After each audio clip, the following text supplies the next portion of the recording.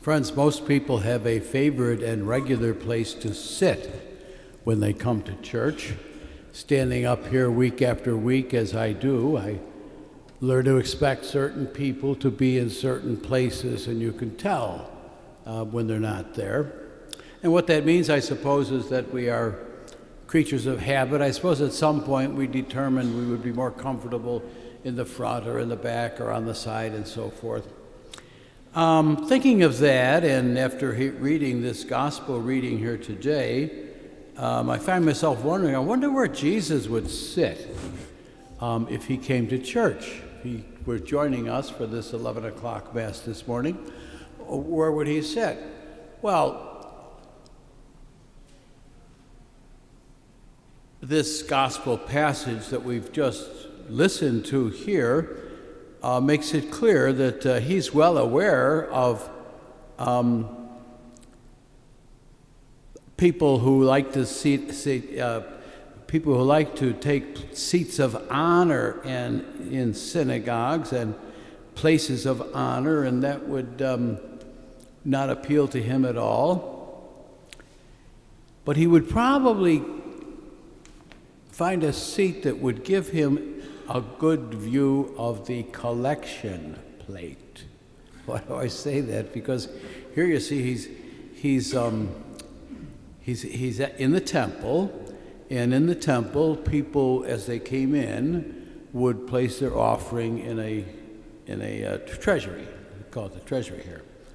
And so he takes a seat where he can watch how much people are putting in the treasury.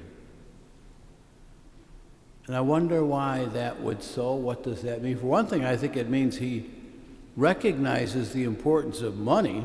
Jesus was never prudish or self-conscious in speaking about money and material things. Almost all of his parables had to do with money or some form of material wealth. He told a story about a rich fool with full barns and an empty life. He talked about pearls of great price and treasures hidden in fields. He talked about wheat and vineyards and sheep and oxen and all of the things that were a vital part of the economy in his day. If he were walking the earth and teaching in our time, he would talk about factories and cars and bank accounts and stocks and bonds. He was never too spiritual to discuss material possessions. He himself had very little money, but he knew the importance of money because money is actually more than money. Money is food and medical treatment and educational opportunities. So Jesus sits where he can observe what people do with their money. And he observed the crowd putting great sums into the collection box. And you can be certain that he wasn't just curious. His motivation was a deep interest in the people involved. There are a few things that reveal a lot about a person as how the person spends their money. I read once where, I can't remember where I heard this, but it certainly seemed true to me some years ago, about a man who made his living writing biographies of famous people. And someone was interviewing him and asked, what was his methodology? He said, well, I always like to get access to the financial records. I like to see their check stubs and their credit card statements, because how a person spends his money tells you a great deal about what that person valued, what was important to that person. And that certainly makes sense. Jesus said, where your treasure is, there also will your heart be. In other words, find out where a person's money goes, and there you'll find where his heart is. People spend their money on the things they are most committed to and in which they most believe. So I think that raises a question for us, and the question would be, what does our use of money say about you or me? When Jesus observes our giving, what does he see? Someone pointed out, the story of the Good Samaritan. Someone pointed out that in that story you have three basic attitudes that people have toward money. You remember the story as Jesus told it. There was a man traveling from Jerusalem to Jericho, and he got mugged, robbed, and beaten. And after a while, a priest came by. They refused to get involved. A Levite came by, which would be like a deacon.